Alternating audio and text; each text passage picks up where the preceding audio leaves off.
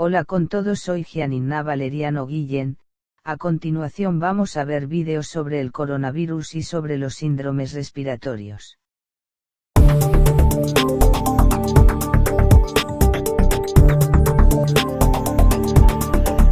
El COVID-19 se refiere a la enfermedad producida por el coronavirus. El coronavirus que se diagnosticó recientemente en China, de aparición reciente, y ese virus, el virus realmente se llama SARS-CoV-1.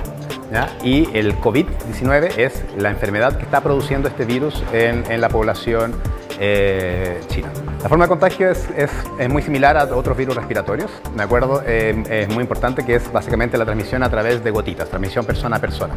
Se ha visto que el índice de transmisibilidad del virus, o sea, que una persona que esté contagiada pueda transmitir a otras personas, es aproximadamente un promedio de 2 personas. O sea, una persona contagiada, 2 a 3 personas puede contagiar. Síntomas del COVID-19.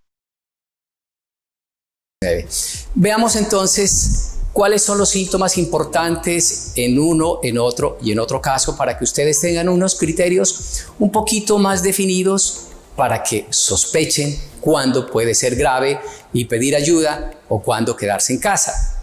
En términos generales, ante la duda, es mejor quedarse en casa.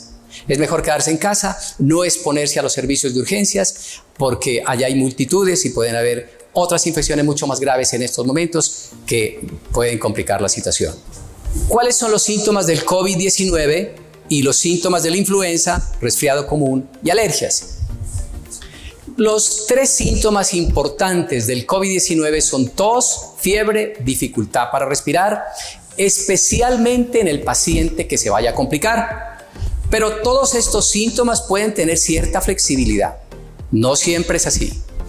Por ejemplo, la tos puede ser en algún momento mucho más importante en el influenza, pero en el paciente que se va a complicar del COVID-19, lógicamente que la tos debe ser intensa. En el resfriado común, por lo general, la tos no es tan intensa.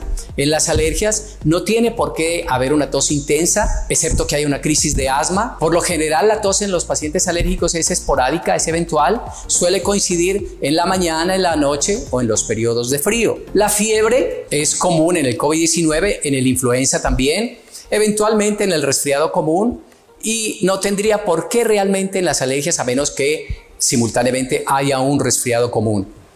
La dificultad para respirar en el paciente que se va a complicar de COVID-19, obviamente que es importante. En el influenza a veces sí lo puede dar, sí. Aquí pues dice que es rara, pero en el paciente que se va a complicar de COVID-19 o en el de influenza puede haber una dificultad para respirar, sobre todo si de fondo hay una base alérgica o una base asmática. En el resfriado común no hay dificultad respiratoria pulmonar, sí la puede haber nasal, con congestión nasal y que se le tapa la nariz, de manera especial en los niños que tienen problemas de adenoides o que roncan o que tienen rinitis con picazón. Otros síntomas del COVID. Existen casos en que los pacientes presentan náuseas, vómito, dolor abdominal y diarrea. Estos síntomas podrían aparecer días antes de los problemas respiratorios. Debes entender que los síntomas gastrointestinales no siempre se presentan en los pacientes. Como ya escuchamos y vimos sobre el concepto, causas y qué órganos afecta el COVID, ahora miraremos cómo ha ido afectando a las personas esta enfermedad en el Perú. Le presentamos las siguientes noticias. Varias carrozas fúnebres en la puerta de un hospital en El Callao, ciudad contigua a la capital peruana, Lima. Los trabajadores funerarios están a la espera de poder retirar los cuerpos de las víctimas mortales por COVID-19. Una imagen cada vez más frecuente en un país donde la emergencia sanitaria está alcanzando niveles dramáticos. Todos los días se ve carroza, mano. Todos los días.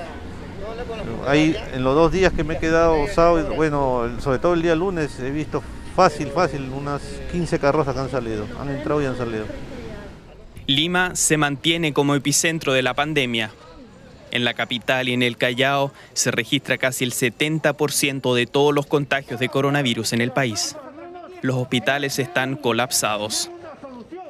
Perú fue el primer país de América Latina en decretar una cuarentena general obligatoria y la más restrictiva. Pero más de 50 días después, el país superó los 50.000 casos de coronavirus confirmados y es el segundo de América Latina con más contagiados después de Brasil. El rápido aumento de los casos está provocando el colapso en hospitales, como aquí en Iquitos, al noreste del país.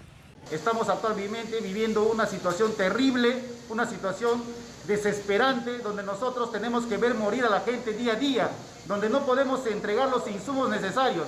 Esta enfermedad ataca al pulmón y el pulmón necesita oxígeno para poder oxigenar nuestra sangre y para poder vivir. Falta de oxígeno, muerte segura.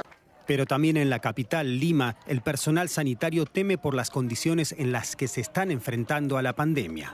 Tenemos colegas, tecnólogos médicos contagiados.